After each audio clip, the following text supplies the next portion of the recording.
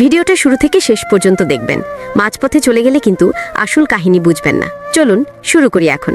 আমার নাম মেহজাবিন আক্তার, বয়স 28। আমি নারায়ণগঞ্জের ফতুল্লায় থাকি। স্থানীয় একটি কলেজে ইংরেজি পড়াই। পড়াতে পড়াতে অনেক সময় মনে হয় আমি কি শুধু বইয়ের ভিতরেই বন্দী হয়ে আছি? বাইরের পৃথিবী কি আমার জন্য কিছু রাখেনি? প্রতিদিন সকাল থেকে বিকেল পর্যন্ত একই ক্লাসরুম, একই ব্ল্যাকবোর্ড, একই চেহারা দেখতে দেখতে কখনো কখনো বুকের ভেতর অদ্ভুত এক শূন্যতা জমে যায়। আমি কারোর সাথে বেশি কথা বলি না। সহকর্মীরা ভাবে আমি নাকি একটু আলাদা, কিন্তু সত্যি বলতে আমি শুধু আমার ভেতরের কথাগুলো লুকিয়ে রাখি, কারণ আমার ভেতরের কথা সবাই শুনতে চাইবে না। সেদিন বিকেলে কলেজ ছুটি হওয়ার পর আমি গেটের সামনে দাঁড়িয়েছিলাম, আমার হাতে বই, কাঁধে ব্যাগ। আর তখনই রাকিব এসে আমার দিকে তাকিয়ে একটু থমকালো। রাকিব আমাদের কলেজের ছাত্র, বয়স 18-19, লম্বা, স্মার্ট।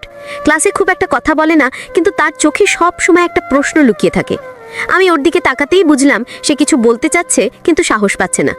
আমি হেসে বললাম, কিরে রাকিব, তুই দাঁড়িয়ে আছিস কেন? বাড়ি যাবি না? সে একটু গলা খাকারি দিয়ে বলল, ম্যাডাম, যদি কিছু মনে না করেন তাহলে আপনার সাথে একটু হাঁটতে চাই। আমি অবাক হলাম, কিন্তু না বলার সাহসও পেলাম না, কারণ অনেক দিন ধরেই আমার ভেতরে এক অদ্ভুত শূন্যতা কাজ করছিল। আমি চুপ করে ওর সাথে কলেজের পাশের রাস্তায় হাঁটা শুরু করলাম। বিকেলের রোদ হালকা কমে আসছিল। রাস্তার দুপাশে ছোট ছোট দোকান, হকাররা চেঁচাচ্ছিল। আমি ইচ্ছে করে রাকিবের সাথে তাল মিলিয়ে হাঁটছিলাম। মনে হচ্ছিল আমি যেন অনেক বছর পর এই মুহূর্তের জন্য অপেক্ষা করছিলাম। রাকিব বলল, ম্যাডাম, আপনি সবসময় একা থাকেন কেন? আপনার তো কেউ বন্ধু নেই। আমি হেসে বললাম, সবসময় কি বন্ধু লাগে রে? সবসময় তো আর কেউ পাওয়া যায় না। রাকিব আবার বলল, তবুও আপনি চাইলে আমার সাথে কথা বলতে পারেন। আমি অবাক হয়ে ওর দিকে তাকালাম। মনে হচ্ছিল ছেলেটার মধ্যে এক ধরনের আন্তরিকতা আছে। আমি বললাম, তুই তো আমার ছাত্র। ও হেসে বলল, ছাত্র তো হতেই পারে, কিন্তু মানুষ তো আমি। আমি অবাক হয়ে চুপ করে গেলাম। সত্যি বলতে ভেতরে এক অদ্ভুত শিহরণ কাজ করছিল। হঠাৎ মনে হলো, আমি কি ঠিক করছি? কিন্তু আবার মনে হলো, আমি কেন নিজেকে আটকে রাখবো? কলেজের গেট পেরিয়ে আমরা একটু দূরে নদীর ঘাটের দিকে হাঁটছিলাম। সেখানে বাতাস বেশ ভালো, নদীর জল চিকচিক করছে। আমি বললাম, রাকিব, তুই কি প্রায়ই এখানে আসিস? সে মাথা নেড়ে বলল, হ্যাঁ ম্যাডাম, আমি একা বসে থাকি, ভাবি, কিন্তু আজ আপনাকে সাথে পেলাম। আমি হেসে বললাম, আমি তোকে সঙ্গ দিতে এসেছি। রাকিবের চোখে এক ধরনের উচ্ছ্বাস ফুটে উঠল। আমি বুঝলাম ও খুশি, আমিও খুশি। নদীর পাশে একটা বেঞ্চে গিয়ে আমরা বসলাম। চারপাশে হালকা অন্ধকার নেমে আসছিল, হাওয়া বইছিল। আমি হঠাৎ করে নিজের হাতটা টেবিলের ওপর রাখলাম। রাকিবও তার হাতটা কাছাকাছি রাখলো। যদিও ছুঁয়েছিল না, কিন্তু এত কাছে ছিল যে মনে হচ্ছিল ছুঁয়ে ফেলেছে। আমার বুকের ভেতর ধকধক করছিল। আমি মনে মনে ভাবছিলাম, আমি কি পাগল হয়ে যাচ্ছি? কেন আমি এই মুহূর্তটা এত উপভোগ করছি? রাকিব ধীরে ধীরে বলল, ম্যাডাম, আমি চাই আপনার সাথে আরও সময় কাটাতে, শুধু ক্লাসরুমে নয়, বাইরেও। আমি চুপ করে তার কথাগুলো শুনছিলাম। আমার চোখ নদীর জলে আটকে ছিল। আমি বললাম, রাকিব, তুই যদি আজকে আমায় বাড়ি পৌঁছে দিস তাহলে ভালো হয়। সে মাথা নেড়ে রাজি হলো। আমরা হাঁটতে হাঁটতে কলেজের দিকেই ফিরছিলাম, কিন্তু আমার মনে হচ্ছিল এই হাঁটা যেন অন্যরকম, যেন আমাদের দুজনের ভেতরে একটা গোপন সেতু তৈরি হচ্ছে। বাসার সামনে এসে আমি বললাম, রাকিব, ধন্যবাদ, আজকে সন্ধ্যা আমার ভালো লেগেছে। ওর চোখে অদ্ভুত একটা ঝিলিক দেখলাম। ও বলল, ম্যাডাম, আমিও খুব খুশি। আমি হেসে বললাম, ঠিক আছে, তুই এখন যা। ভেতরে যেয়ে দরজা বন্ধ করে দিলাম, কিন্তু আমার বুকের ভেতর এখনো সেই নদীর হাওয়া বাজছিল। আমি জানতাম এটাই শুরু। সেদিন রাতে আমি বিছানায় শুয়ে ঘুমোতে পারছিলাম না। চোখ বন্ধ করলেই নদীর ঘাটে কাটানো সেই মুহূর্ত মনে হচ্ছিল। রাকিবের সেই দৃষ্টি, ওর হাতের কাছে আমার হাত থাকা, হাওয়া খেলা করা, সবকিছু এতটা স্পষ্ট হয়ে উঠছিল যে আমি মনে মনে কেঁপে উঠছিলাম। আমি ভাবছিলাম, একজন শিক্ষক হয়ে আমি কেন এভাবে ভাবছি? কিন্তু আবার মনে হচ্ছিল, আমি তো মানুষ, আমারও তো অনুভূতি আছে, আমারও তো ইচ্ছে হয় কেউ আমার পাশে বসুক, আমার কথা শুনুক। পরদিন কলেজে গিয়ে যখন ক্লাসে ঢুকলাম, তখন রাকিবকে সামনের বেঞ্চে বসা অবস্থায় দেখলাম। ওর চোখে সেই একই প্রশ্ন, সেই একই আন্তরিকতা। আমি পড়াতে পড়াতে ওর চোখের দিকেই বারবার চলে যাচ্ছিলাম, অথচ বাইরে থেকে কিছু বোঝার উপায় ছিল না। ক্লাস শেষে ও গেটের বাইরে দাঁড়িয়েছিল। আমি বের হতেই বলল, ম্যাডাম, আজকে কি আবার একটু হাঁটবেন? আমি ভেতরে ভেতরে হাসলাম, কারণ আমি নিজেই চাইছিলাম হাঁটতে। আমি বললাম, হ্যাঁ চলো। আমরা হেঁটে কলেজ থেকে একটু দূরে গেলাম। এবার সে আমাকে শহরের ভেতরে এক পুরনো পার্কে নিয়ে গেল। চারপাশে গাছপালা, মাঝখানে বসার জায়গা, খুব ভিড় ছিল না। আমি অবাক হয়ে বললাম, তুই এখানে আসিস? রাকিব মাথা নেড়ে বলল, হ্যাঁ, একা এলে ভালো লাগে না, কিন্তু আজকে আপনার সাথে ভালো লাগছে। আমি ওর পাশে বসে বললাম, আমারও অদ্ভুত লাগছে, মনে হয় আমি অনেকটা মুক্ত। রাকিব হেসে বলল, আপনি জানেন, আপনি আসলে খুব একা। আপনি যতটা কঠিন দেখান আসলে ততটা না। আমি চুপ করে গেলাম, কারণ ছেলেটা একেবারে আমার মনের কথাই বলে দিল। আমি বললাম, তুই কি মনে করিস আমি একা? রাকিব একটু কাছে এসে বলল, হ্যাঁ ম্যাডাম, আমি জানি, কারণ আপনার চোখে সেটা লেখা আছে। আমি বুকের ভেতর এক অদ্ভুত ঝড় অনুভব করলাম। কেন জানি না আমি আর শিক্ষক ছাত্র সম্পর্কের দেয়ালটা সামনে দেখতে পাচ্ছিলাম না, বরং মনে হচ্ছিল আমি কেবল একজন নারী যে দীর্ঘদিন ধরে একাকিত্বে ভুগছে। রাকিবের উপস্থিতি আমার নিঃশ্বাসে অন্যরকম অনুভূতি জাগাচ্ছিল। পার্কে বাতাস বইছিল, গাছের পাতা সাঁই সাঁই করছিল। আমি হঠাৎ বললাম, রাকিব, যদি তোকে বলি আমি চাই তোকে আমার সাথে নিয়ে বাইরে কোথাও যেতে, তুই কি রাজি হবি? রাকিব বিন্দুমাত্র দেরি না করে বলল, অবশ্যই ম্যাডাম, আপনি যেখানে যাবেন আমি সেখানে যাব। আমি অবাক হলাম, ভাবলাম কত সহজে ও বলে দিল, অথচ আমি এত বছর কাউকে কিছু বলতে পারিনি। আমরা সেদিন অনেকক্ষণ পার্কে বসেছিলাম, নানা কথা বলেছিলাম। ও আমার পরিবার সম্পর্কে জানতে চাইল। আমি বললাম, আমি অবিবাহিতা, ছোটবেলা থেকেই আমি একা। বাবা মা গ্রামে থাকে, আমি শহরে একা থাকি পড়াশোনা ও চাকরির জন্য। রাকিব মন দিয়ে শুনছিল, তারপর ধীরে ধীরে বলল, তাহলে তো আপনাকে অনেকটা সময় একাই কাটাতে হয়। আমি হেসে বললাম, হ্যাঁ রে, তাই তো, তোর সাথে হাঁটতে ভালো লাগে। রাকিবের চোখ জলজল করছিল, মনে হচ্ছিল ওর বুক ভরে যাচ্ছে। আমি জানতাম ওর বয়স কম, কিন্তু ওর আন্তরিকতা আমাকে টানছিল। সন্ধ্যা নামার পর আমরা পার্ক থেকে বের হলাম। ফেরার পথেও বলল, ম্যাডাম, আমি চাই একদিন আপনাকে নিয়ে ঢাকা শহরে ঘুরতে যাই। আমি হেসে বললাম, তুই কি আমাকে নিয়ে ঘুরাবি? ও মাথা নেড়ে বলল, হ্যাঁ। আমি চুপ করে ওর দিকে তাকালাম। মনে হচ্ছিল আমি যেন কোনো নতুন কিছুর দিকে হাঁটছি। বাসায় ফিরে দরজা বন্ধ করতেই বুকের ভেতর হালকা শিহরণ বয়ে গেল। আমি জানতাম আমার ভেতরে কিছু একটা বদলাচ্ছে। পরদিন রাকিব আমাকে ফোন করলো। যদিও আমি আগে নম্বর দিইনি, কিন্তু সে সহপাঠীর কাছ থেকে আমার নম্বর জোগাড় করে নিয়েছিল। আমি অবাক হয়ে বললাম, তুই কিভাবে আমার নম্বর পেলি? সে হেসে বলল, কষ্ট করে জোগাড় করেছি যাতে আপনার সাথে কথা বলতে পারি। আমি হেসে বললাম, তুই কি জানিস সেটা ঠিক না? ও বলল, আমি জানি, কিন্তু আমি চাই আপনার সাথে সবসময় যোগাযোগ রাখতে। আমি বললাম, তুই কি সবসময় আমার সাথেই থাকতে চাইছিস? সে বলল, হ্যাঁ। আমি চুপ করে গেলাম। মনে হচ্ছিল আমি ভেতরে ভেতরে এই কথাটাই শুনতে চাইছিলাম। রাতভর আমরা ফোনে কথা বললাম। সে তার ছোটখাটো জীবনের গল্প বলছিল, আমি আমার কলেজের চাপের কথা বলছিলাম। একসময় আমি হাসতে হাসতে বললাম, রাকিব, তুই যদি আমাকে কোথাও নিয়ে যাস তাহলে কই নিয়ে যাবি? ও সঙ্গে সঙ্গে বলল, নদীর ধারে, পার্কে, ঢাকার বিভিন্ন জায়গায়। আমি বললাম, তাহলে ঠিক আছে, একদিন আমরা ঢাকা যাব। ও খুশিতে প্রায় চিৎকার করলো। আমি মনে মনে লজ্জা পেলাম, কিন্তু আনন্দও লাগছিল। মনে হচ্ছিল আমি যেন কোনো কিশোরী হয়ে গেছি। পরের কয়েকদিন রাকিব প্রতিদিন আমার সাথে হাঁটতো, কথা বলতো, আমার জন্য চকলেট আনতো। আমি কিচ্ছু বলতাম না, কিন্তু ভেতরে ভেতরে খুব খুশি হতাম। একদিন বিকেলে আমি নিজেই বললাম, রাকিব, কাল ছুটি, আমরা ঢাকা যাই। ও এত খুশি হলো যে ফোনে ও পাশে চুপ করে গেল। তারপর আসতে বলল, ধন্যবাদ ম্যাডাম। আমি বললাম, ধন্যবাদ কেন রে, আমি তো চাইছি। ও বলল, তবু আমি খুশি। আমি জানতাম এটাই সেই মুহূর্ত যখন আমি আমার একাকিত্ব থেকে বেরিয়ে আসছি। আমি জানতাম সামনে আরও কিছু আছে। ঢাকায় যাওয়ার দিন সকালেই আমি একটু অস্থির হয়ে পড়েছিলাম। অনেক দিন পর মনে হচ্ছিল আমি যেন কোনো ভ্রমণে যাচ্ছি, অথচ এই ভ্রমণের ভেতরে ছিল এক অদ্ভুত অস্থিরতা। রাকিব সকাল সকাল আমার বাসার সামনে এসে দাঁড়ালো, পরিপাটি জামা পরে, মুখে হাসি, হাতে ছোট্ট একটা ব্যাগ। আমি ওর দিকে তাকিয়ে মৃদু হেসে বললাম, খুব প্রস্তুতি নিয়েছিস? ও হাসলো আর বলল, ম্যাডাম, আজকের দিনটা আমি বিশেষ করতে চাই। আমি ভেতরে এক ধরনের উষ্ণতা অনুভব করলাম। আমরা রিক্সা নিয়ে রেল স্টেশনে গেলাম, তারপর ট্রেনে চেপে ঢাকার পথে রওনা দিলাম। জানালার বাইরে গ্রাম শহর পাল্টেতে যাচ্ছিল। আমার মনে হচ্ছিল আমি যেন কোনো নতুন যাত্রার ভেতরে ঢুকে যাচ্ছি। রাকিব জানালার পাশে বসেছিল। আমি মাঝে মাঝে ওর দিকে তাকাচ্ছিলাম। ওর চোখে এক ধরনের নিষ্পাপ উচ্ছ্বাস ছিল। আমি বললাম, রাকিব, তুই তো খুব খুশি মনে হচ্ছিস।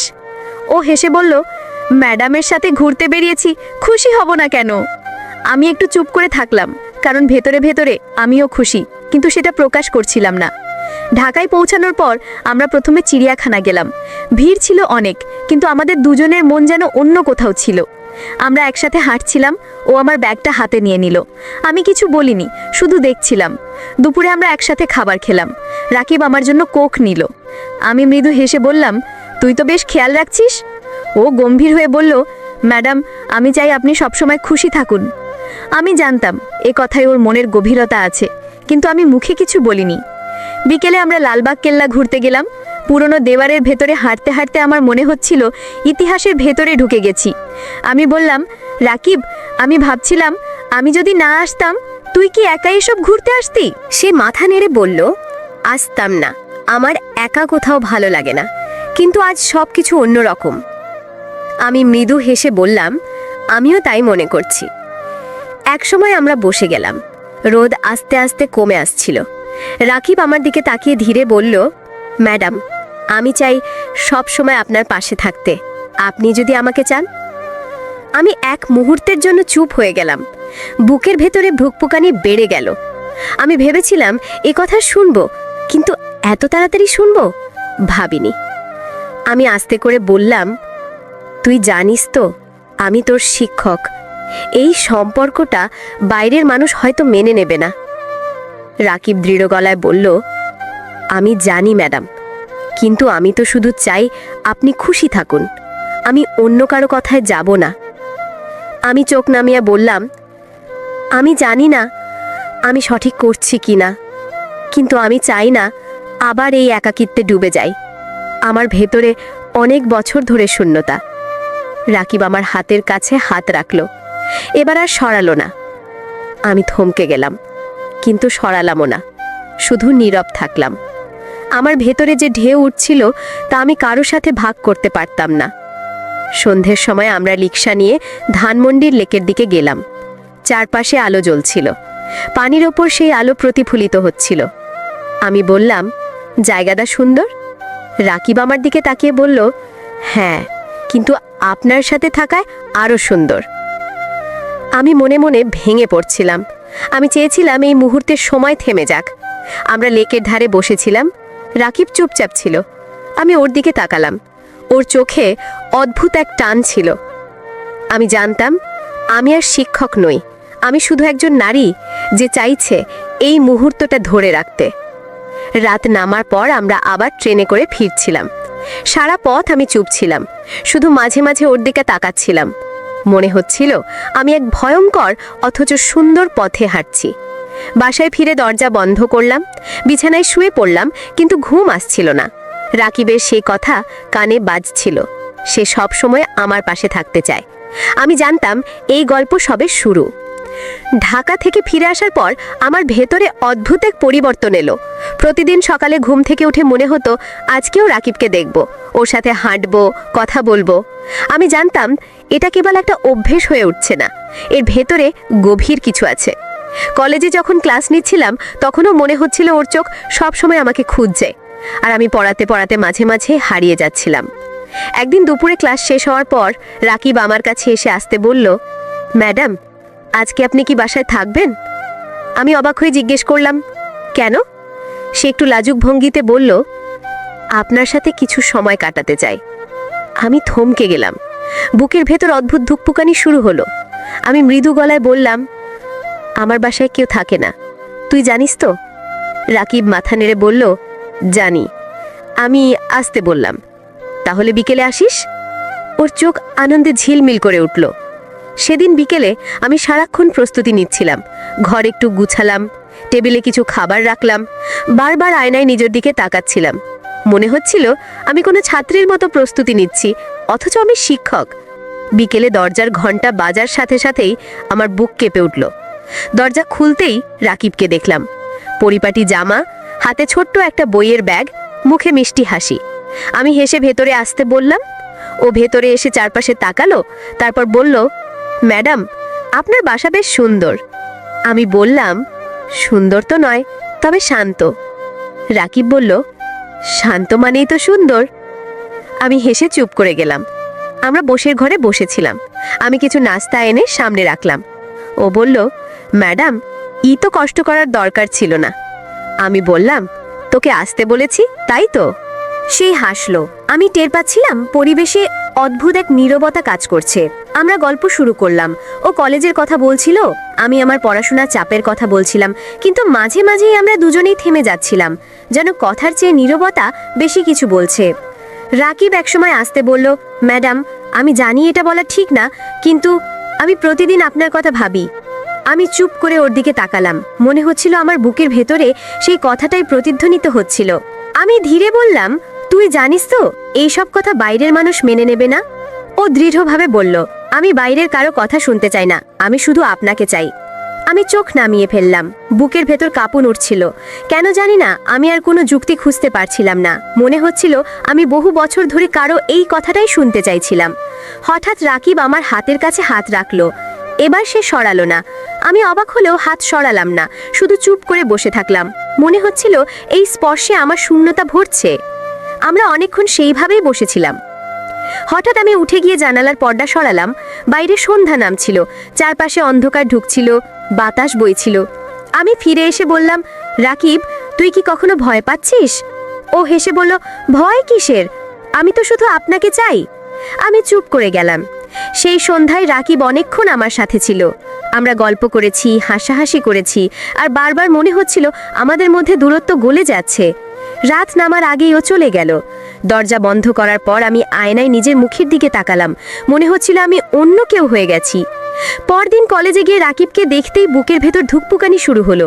আমি ক্লাস নিচ্ছিলাম, কিন্তু মন বারবার চলে যাচ্ছিল আগের সন্ধ্যায়। মনে হচ্ছিল আমাদের মধ্যে অদৃশ্য এক সুতো জড়িয়ে গেছে, সেই সুতো আর কাটা যাবে না। দিনগুলো এভাবেই কেটে যাচ্ছিল। প্রতিদিন আমি রাকিবকে আরও কাছে টেনে নিচ্ছিলাম, আর ও আমার প্রতিটি মুহূর্ত দখল করে নিচ্ছিল। আমি জানতাম আমি এক ভয়ঙ্কর খেলা খেলছি, কিন্তু আবার মনে হচ্ছিল আমি বেঁচে উঠছি। আমি আর আগের মতো নিঃসঙ্গ নই। আমার পাশে একজন আছে যে আমাকে সত্যিই চায়, আর আমি চেয়েও প্রতিরোধ করতে পারছিলাম না। দিনগুলো যেন অদ্ভুত গতিতে পাল্টে যাচ্ছিল। সকালবেলার ক্লাস, দুপুরের ব্যস্ততা, সবকিছুর মাঝেই আমার মাথায় শুধু রাকিব ঘুরছিল। কলেজে ঢোকার আগে মনে হতো আজ ওকে দেখব, ওর চোখে সেই ঝিলিক দেখব, আর সন্ধ্যায় মনে হতো আবার ওর সাথে সময় কাটাতে চাই। আমি জানতাম একজন শিক্ষকের জন্য এটা ভুল, কিন্তু আমি যতটা ভাবছিলাম ততটাই ওর টানে বাধা পড়ে যাচ্ছিলাম। একদিন দুপুরে কলেজ ছুটি হওয়ার পর রাকিব হঠাৎ বলল, ম্যাডাম, চলুন আজকে আমরা একটু দূরে যাই। আমি অবাক হয়ে বললাম, দূরে মানে কোথায়? ও বলল, যে কোনো জায়গা যেখানে মানুষ কম থাকবে। আমি প্রথমে একটু দ্বিধায় পড়লাম, তারপর মনে হলো আমি নিজেই তো চাইছিলাম কোথাও নিরিবিলি সময় কাটাতে। আমি মাথা নেড়ে বললাম, ঠিক আছে। আমরা দুজনেই রিক্সা ধরে শহরের বাইরে একটু দূরে গেলাম, একটা ছোট্ট নদীর ধারে যেখানে মানুষ কম। চারপাশে খোলা মাঠ, ঝোপঝাড়, দূরে কেবল কয়েকটা বাড়ি। নদীর পাশে বসতেই আমি টের পেলাম এক অদ্ভুত শান্তি। আমি বললাম, জায়গাটা বেশ সুন্দর। ও হেসে বলল, আমি চাই আপনার সাথে এমন জায়গায় সময় কাটাতে যেখানে কেউ আমাদের বিরক্ত করবে না। আমি চুপ করে তার দিকে তাকালাম। মনে হচ্ছিল ছেলেটা একদম সোজাসাপটা ভাবে বলছে। আমি কিছু বললাম না, শুধু নীরব থেকে বাতাসের শব্দ শুনছিলাম। নদীর পানি হালকা হাওয়ায় দুলছিল, রোদ ধীরে ধীরে কমে আসছিল। রাকিব আমার দিকে তাকিয়ে বলল, ম্যাডাম, আমি চাই আপনি জানুন আমি আপনাকে কতটা চাই। আমি বুকের ভেতরে কেঁপে উঠলাম। আমি আস্তে বললাম, তুই জানিস সেটা ঝুঁকিপূর্ণ। আমাদের সম্পর্ক যদি কেউ জানে তাহলে অনেক সমস্যা হবে। রাকিব আস্তে আস্তে মাথা নেড়ে বলল, আমি জানি, কিন্তু আমি ভয় পাই না। আমি শুধু চাই আপনি আমার সাথে থাকুন। আমি চোখ নামিয়ে ফেললাম, কারণ আমি জানতাম এই কথাই আমার ভেতরে সত্য। আমি আসলে চাই ও আমার সাথে থাকুক। আমি চাই কেউ আমাকে চাক। আমি চাই একাকিত্ব ভাঙুক। আমি সেই মুহূর্তে বুঝলাম আমি আর নিজেকে আটকাতে পারবো না। আমরা অনেকক্ষণ নদীর ধারে বসেছিলাম, কথা হচ্ছিল না, কিন্তু নীরবতার ভেতরেই যেন সব কথা হয়ে যাচ্ছিল। হঠাৎ আমি উঠে দাঁড়ালাম, বললাম, রাকিব, চল বাড়ি ফিরি। ও আমার দিকে তাকিয়ে আসতে বলল, ম্যাডাম, আমি চাই আরও কিছুক্ষণ এখানে থাকতে। আমি হেসে বললাম, ঠিক আছে, কিন্তু অন্ধকার হয়ে আসছে। আমরা কিছুক্ষণ দাঁড়িয়ে নদীর দিকে তাকালাম, তারপর একসাথে রিকশায় করে ফিরলাম। ফেরার পথে আমি খেয়াল করলাম রিকশার হ্যান্ডেলে আমার হাত ছিল, আর ওর হাত তার পাশে এতটাই কাছাকাছি যে প্রায় ছুঁয়ে যাচ্ছিল। আমি হাত সরালাম না, বরং নীরবভাবে অনুভব করছিলাম সেই নীরব স্পর্শ আমাকে ভেতর ভেতর কাঁপিয়ে তুলছিল। বাসায় ফিরে রাতে আমি সারাক্ষণ ওর কথাই ভাবছিলাম। ফোন হাতেই ছিল, কিন্তু কল করছিলাম না। অবশেষে ও ফোন করলো। আসতে বলল, ম্যাডাম, আজকের দিনটা আমার জীবনের সেরা দিন। আমি চোখ বন্ধ করে হাসলাম আর বললাম, আমারও তাই মনে হচ্ছে। সেই রাতে আমরা দীর্ঘক্ষণ কথা বললাম। আমি টের পেলাম আমাদের মধ্যে যে দূরত্ব ছিল তা আস্তে আস্তে মুছে যাচ্ছে। দিন কয়েক পর আবার রাকিব আমাকে বলল, ম্যাডাম, আমি চাই একদিন আপনার সাথে বাইরে কোথাও রাত কাটাতে। আমি প্রথমে চমকে উঠলাম, বুকের ভেতর যেন ধক করে উঠল। আমি বললাম, রাকিব, তুই বুঝিস তো এই কথার মানে কি? ও শান্ত গলায় বলল, হ্যাঁ, আমি বুঝি। আমি জানি এটা বলা ঠিক না, কিন্তু আমি চাই আপনি আর আমি কিছু সময় একেবারে একা থাকি, যেখানে আমাদের কেউ চিনবে না। আমি কয়েক মুহূর্ত চুপ করে রইলাম। মন অদ্ভুতভাবে দুলছিল। আমি জানতাম ওর কথার ভেতরে ঝুঁকি আছে, কিন্তু আবার মনে হচ্ছিল আমিও তো তাই চাইছি। আমি ধীরে বললাম, আমি ভেবে দেখব। সেই রাতে আমি ঘুমাতে পারিনি। জানালার পাশে বসে শহরের আলো দেখছিলাম। মনে হচ্ছিল আমি এক নতুন অন্ধকারের দিকে হাঁটছি, কিন্তু সেই অন্ধকারই আবার আলো হয়ে উঠছে।